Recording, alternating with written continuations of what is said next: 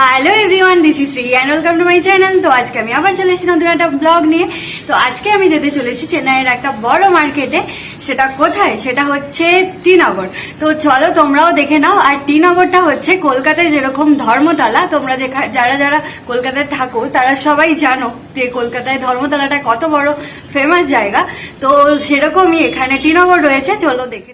তো যাওয়ার জন্য আমি আর মানসি রেডি হয়ে বেরিয়ে পড়লাম। আর বেরিয়ে পড়ে বাস স্ট্যান্ডে ওয়েট করছিলাম। মানসি হচ্ছে আমার একটা ফ্রেন্ড, একই সেম অফিসে কাজ করি। তো বাসের জন্য অনেকক্ষণ ওয়েট করার পর বাস ফাইনালি আসলো, 13 নম্বর বাস। এটাতে করেই আমরা যাবো টিনগর। ট্রিপ্লিকেন থেকে যাওয়ার একটাই বাস আছে, 13 নম্বর বাস। আর তোমরা জানোই, আগের ব্লগেই আমি বলেছি, মেয়েদের জন্য একদম ফ্রি টিকিট, বাসের টিকিট কোনো কিছু লাগে না, ফ্রিতেই যাওয়া আসা করা যায়। তো আমরা সেই ফ্রি বাসে করেই চলে এলাম টিনগরে। এখান থেকেই মার্কেটটা শুরু।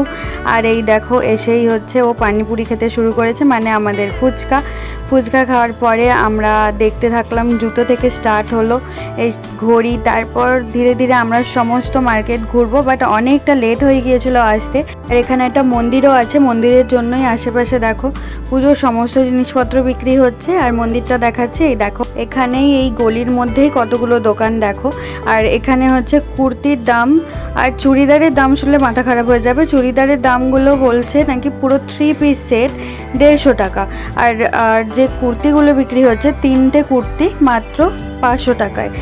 তো আমাদের সেরকম ভালোভাবে পছন্দ হলো না। আর এই দেখো, এটা হচ্ছে মেন গলি মার্কেটের।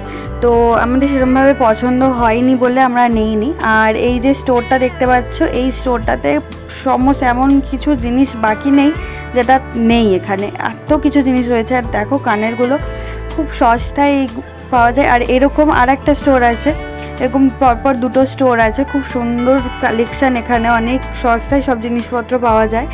এখান থেকে আমরা কিছু জিনিসপত্র, এই স্টোরটাতেই আমরা 1 থেকে 1.5 ঘন্টা থেকেছি। এই স্টোরটাতে ঘুরে ঘুরে দেখতেই অনেক সময় লেগে যায়, এত কিছু জিনিস রয়েছে। তো তারপর জিনিসপত্র যেগুলো কিনেছি সেগুলো বিল করে সেখান থেকে বেরোলাম। বেরিয়ে এত আইসক্রিমের ক্রেভিংস হচ্ছিলো, তার জন্য একটু আইসক্রিম খেয়ে নিলাম। আইসক্রিম খাওয়ার পরে এই দেখো, এই যে লেহেঙ্গাটা দেখে না মন ভরে গেছিলো, বাট প্রচুর দাম, সেই জন্য আমরা নিলাম না। আর তারপর মার্কেট চারিদিকে ঘুরে আমরা এই চশমাটা কিনেছি, তাই জন্য একটু ক্যাত মেরে বাস স্ট্যান্ডের দিকে যাচ্ছি। কিন্তু একই অবস্থা, বাসে সব লাইট অফ কেন? তার মানে বাস আর নেই, এ বাবা। তো লাস্টে আমরা আসলাম র্যাপিডো করে, কিন্তু র্যাপিডো প্রচুর টাকা নিয়ে নিল, 150 রুপিস, সেখানে আমরা ফ্রিতেই চলে আসতে পারতাম। সে সময় গ্যাস নিয়ে আসলাম, যেটা ভরতে দিয়েছিলাম। তারপর ডিনারের জন্য চিকেন রাইস আর কোল্ড ড্রিঙ্কস নিয়ে চলে আসলাম। এখন বাজে রাত 10:30। এই জাস্ট রুমের মধ্যে ঢুকলাম, এত কিছু কাজ সেরে, এটা ওটা সেটা প্রচুর কাজ ছিল। একবার বাইরে বেরোলে বুঝতেই পারছো, কালকে উইক অফ আছে, তাই জন্য এত কাজ বাজ সেরে আমরা জাস্ট রুমে ঢুকলাম। আন্টি প্রচণ্ড চালাচ্ছিল, কারণ আমাদের 10টার মধ্যে ঘরে ঢুকে যেতে হয়, তো সেই জন্য তো কিছু করার নেই, একটু চেঁচানো সহ্য করে নিতে হবে। আর ভালো লাগলে অবশ্যই লাইক, কমেন্ট, সাবস্ক্রাইব করে দিও যারা সাবস্ক্রাইব এখনও করোনি। তো দেখা হচ্ছে নেক্সট ব্লগে। আমি জাস্ট ফ্রেশ হয়ে খেয়ে নিয়ে ঘুমিয়ে যাবো। বাই।